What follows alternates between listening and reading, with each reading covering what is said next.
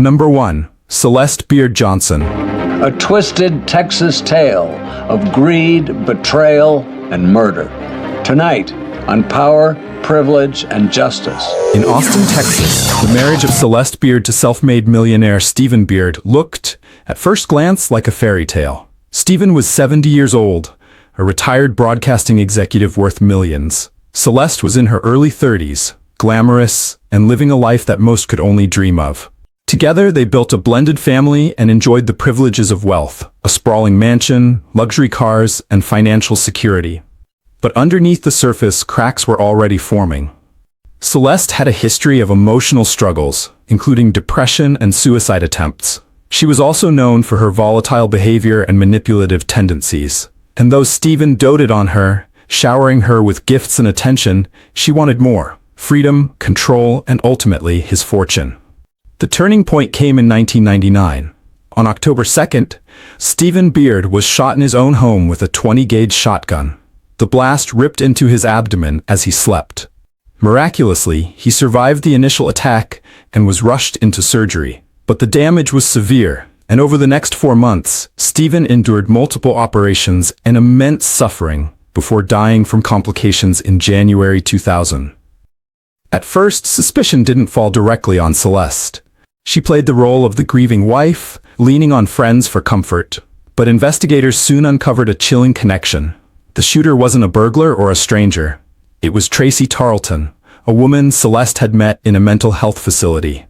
The two had grown close. Some described it as an intense, even romantic relationship. Tracy confessed that she had pulled the trigger, but she claimed she hadn't acted alone. She insisted Celeste had manipulated her, fed her lies about Stephen being abusive, and convinced her that killing him was the only way they could be together.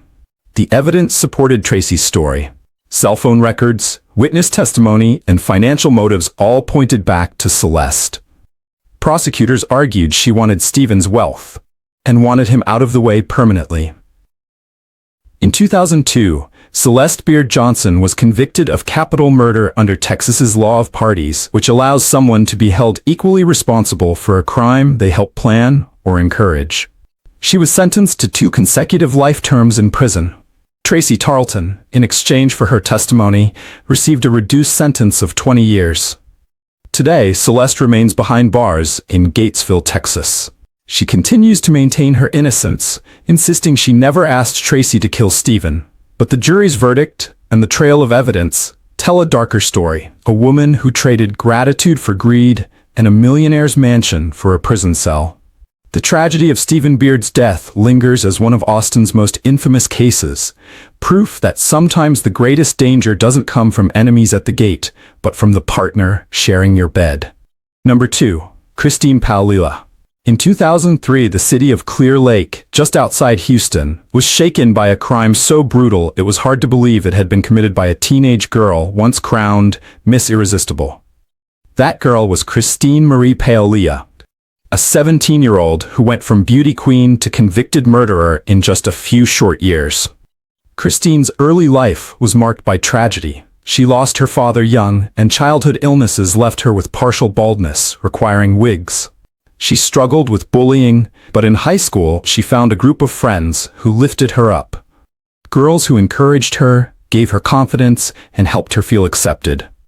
With their support, Christine transformed, even winning the title of Miss Irresistible in her school's beauty contest. But behind that makeover was a girl still battling insecurity, drug use, and toxic relationships. By 2003, Christine had begun dating Christopher Snyder, a troubled young man. Their relationship was intense and destructive, and together they spiraled into drugs and paranoia. On July 18, 2003, Christine and Snyder entered the Clear Lake home of her former friends. Inside were 4 people: Tiffany Rowell, Christine's one-time confidant, Rachel Colarudis, and 2 young men, Marcus Priscilla and Adalbert Matt Sanchez. What happened next was a massacre. Armed with guns, Christine and Snyder opened fire. All 4 were shot multiple times at close range. The house became a bloodbath. Tiffany and Rachel were left in pools of blood, victims of a betrayal no one could have predicted. For years, Christine had credited those very girls with saving her from isolation. Now, she had destroyed them. The murders stunned the community. Investigators were left with few leads until 2006, when an anonymous tip pointed directly to Christine. By then, her relationship with Snyder had ended, and he had died by suicide in 2006. Christine, however, was arrested. At her 2008 trial, prosecutors argued the motive was a mixture of jealousy, resentment, and drugs. Christine sat in court as jurors heard how she and Snyder had executed 4 young lives with cold precision. Witnesses described how she had once adored Tiffany and Rachel, and then turned on them in a haze of anger and addiction. The jury didn't hesitate. Christine Paolilla was convicted of 4 counts of capital murder. She was sentenced to life in prison, with parole eligibility in 2046, when she will be 60 years old. For the families of the victims, the pain never fades. Rachel's father once said, "They were supposed to grow up together, graduate, start families. Instead, we had funerals." Christine's case remains one of the darkest examples of teenage betrayal in Texas history. The story of a girl who went from bullied child to high school beauty queen, only to become a killer. Behind the crown of Miss Irresistible was a secret no one could have imagined. Jealousy and rage, powerful enough to turn friendship into slaughter. Number 3. Susan Wright. Headlines. You stabbed him. I did. Susan Wright, 27, mother of 2, and murdered. On the evening of January 13, 2003, Houston police received a chilling 911 call. Susan Wright, a young suburban mother, claimed that her husband, Jeffrey Wright, had been violent and that she feared for her safety. But when detectives arrived at the couple's tidy brick home, the story they uncovered would leave even veteran officers speechless. Buried in the backyard, hastily covered in dirt, was Jeffrey's body. The autopsy revealed an almost unimaginable detail: 193 stab wounds. His chest, arms, neck, and head were punctured again and again. It was one of the most excessive and frenzied killings Harris County prosecutors had ever seen. Susan Wright didn't deny the killing, but she insisted it wasn't murder. In her version of events, years of abuse had pushed her to the breaking point. She told jurors that Jeffrey had been physically and emotionally abusive, often controlling and threatening her. On that January night, she said, he tried to assault her and she snapped. She grabbed a knife and defended herself. But the prosecution painted a very different picture. They argued the killing was calculated, not spontaneous. They pointed to evidence that Jeffrey had been tied to the bed with ropes before the stabbing began. They emphasized the sheer number of wounds, nearly 200, as proof of rage and intent. And in one of the most dramatic courtroom moments in Texas legal history, prosecutor Kelly Siegler brought an actual bed into the courtroom. She climbed on top of it, straddled a fellow attorney, and reenacted how Susan had stabbed her husband again and again, driving home the brutality of the act. The defense countered that the number of wounds reflected years of suppressed fear and trauma, exploding all at once. They urged jurors to see Susan as a battered wife who finally fought back. But the jury wasn't convinced. In 2004, Susan Wright was convicted of murder and sentenced to 25 years in prison. The case drew national media attention, with debates raging over whether she was a cold-blooded killer or a victim of abuse who snapped under unbearable pressure. Years later, in 2010, her sentence was reduced to 20 years after an appeals court found errors in the original trial. In 2020, after serving 16 years, Susan was released on parole. She walked out of prison quietly, avoiding cameras, and retreated into a life away from the spotlight. The case of Susan Wright remains one of the most infamous in Texas true crime, not only for the shocking number of stab wounds, but for the lingering question it left behind. Was she a monster driven by greed and rage, or a desperate woman who believed violence was the only way to survive? Number 4. Suzanne Basso. By the late 1990s, Suzanne Margaret Basso had created an image of wealth and refinement. Living near Houston, she dressed in fine clothes, claimed connections to nobility, and bragged about her supposed millions. But behind the facade of elegance was a dark manipulator with a history of cruelty. In 1998, her carefully crafted world collapsed after one of the most disturbing murders Texas had ever seen. The victim was Luis Buddy Musso, a 59-year-old man with developmental disabilities. Buddy was sweet-natured, trusting, and eager for companionship. He lived in New Jersey until he met Suzanne, who swept into his life with flattery and promises of love. Lonely and vulnerable, Buddy believed he had found happiness. When Suzanne invited him to move to Texas, he eagerly followed her. But what Buddy thought was the start of a new life turned into a death sentence. Suzanne, desperate for control and craving financial gain, saw Buddy as a target. He had a modest life insurance policy, and with his disability, she viewed him as easy to manipulate.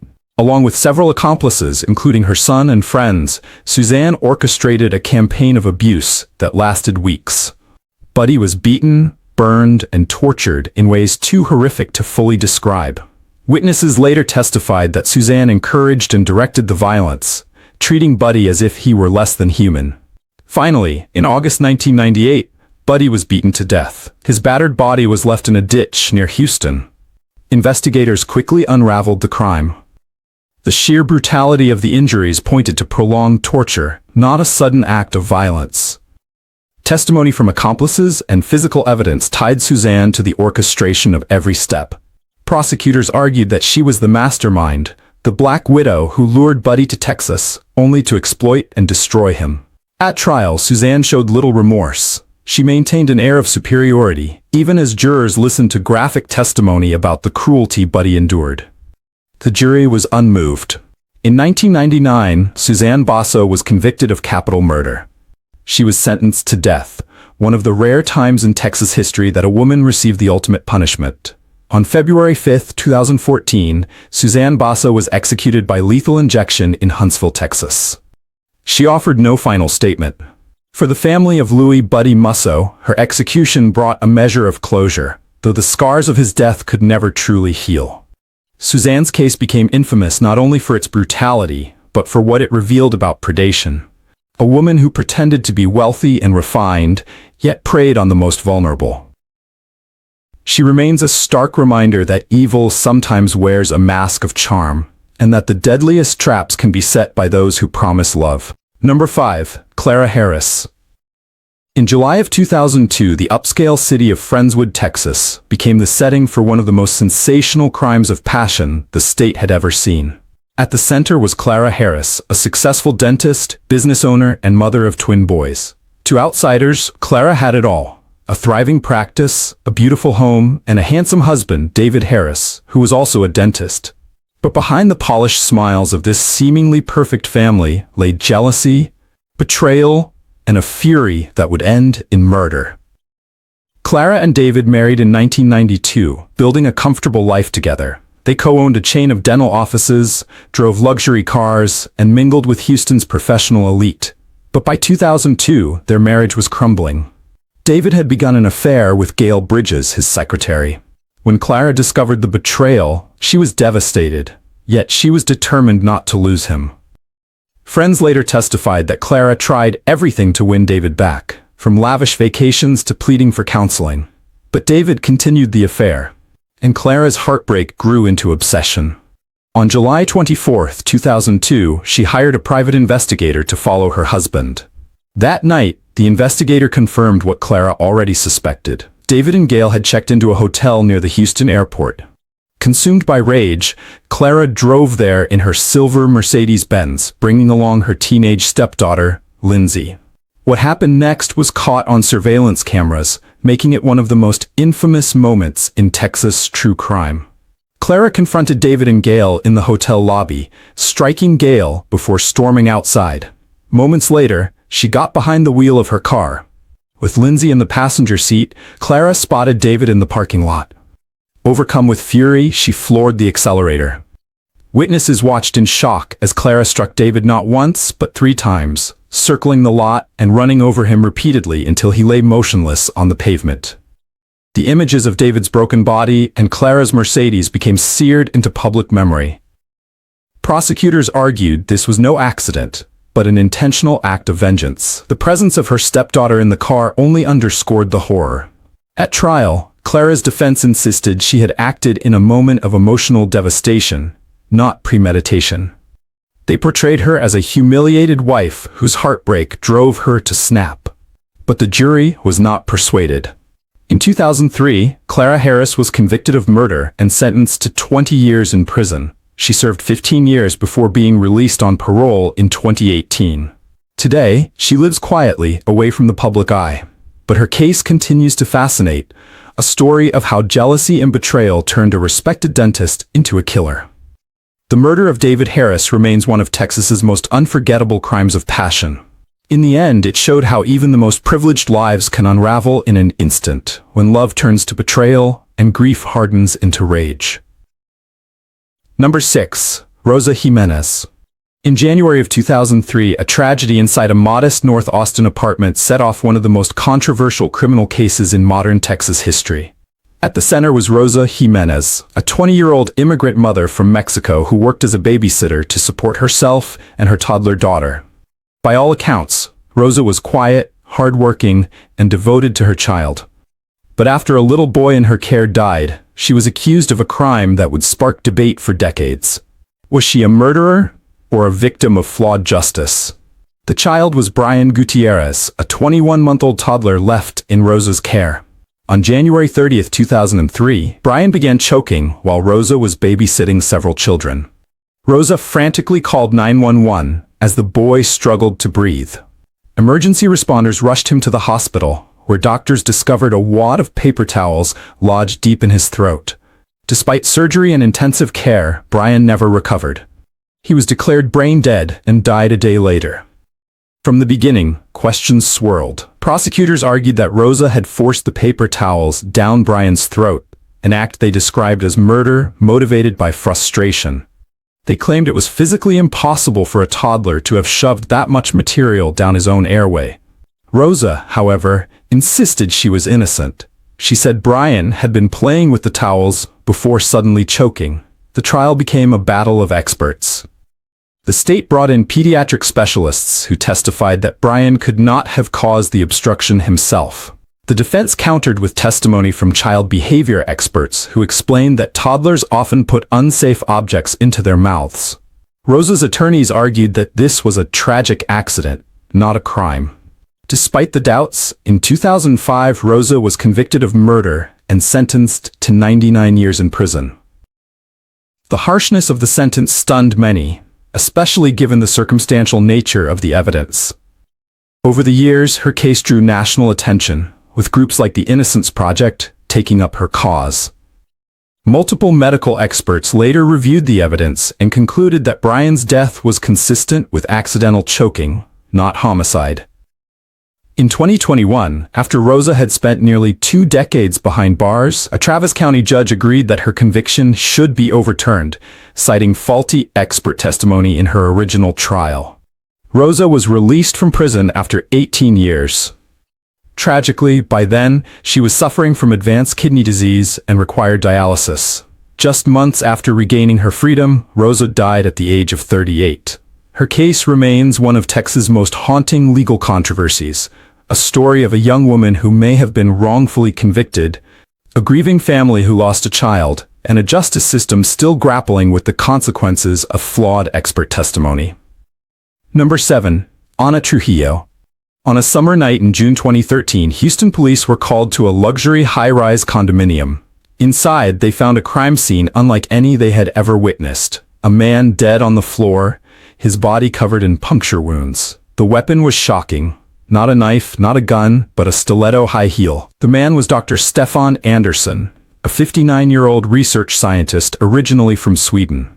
Brilliant and respected in his field, he had come to Texas years earlier to teach and conduct medical research. Known for his intellect and charm, Stefan lived in a posh Houston condo and enjoyed the finer things in life. But behind closed doors, his relationship with 44-year-old Ana Trujillo was volatile. Fueled by passion, alcohol, and frequent arguments, Ana was striking and charismatic. Friends described her as magnetic, but also impulsive and temperamental. A former TV spokeswoman and beauty product saleswoman, she had lived a glamorous life, but had fallen on harder times. By 2013, she was staying with Stefan, and their relationship had grown increasingly unstable. On June 9, 2013, neighbors heard loud arguing from Stefan's condo. When police arrived, they discovered Stefan dead on the living room floor. He had suffered 25 puncture wounds and contusions to his head and face. The weapon, Ana's stiletto heel, with its sharp 5.5-inch point. Ana did not deny striking him. She told investigators that Stefan had attacked her and that she acted in self-defense. She claimed he pinned her down during an argument, and the stiletto was the only weapon within reach. But prosecutors painted a very different picture. A jealous, intoxicated woman who snapped and unleashed her rage. The trial riveted Texas. Prosecutors emphasized the sheer brutality of the attack. 25 strikes, most aimed at Stefan's face and head. They argued that this was not self-defense, but a sustained assault fueled by anger. The defense countered with Ana's testimony, in which she tearfully described feeling trapped and fearing for her life. In 2014, the jury convicted Ana Trujillo of murder. She was sentenced to life in prison, with the possibility of parole after 30 years. Media coverage branded it the stiletto heel murder, and the case became infamous for the weapon itself, a symbol of fashion turned into an instrument of death. For many, Ana's story was a cautionary tale of how a passionate relationship can spiral into violence. For others, it raised lingering questions about where the line between self-defense and fury lies. What is undeniable is that the luxury condo, once filled with promise and privilege, became the stage for one of Houston's most unforgettable murders. Texas is a place where wealth and influence can open doors.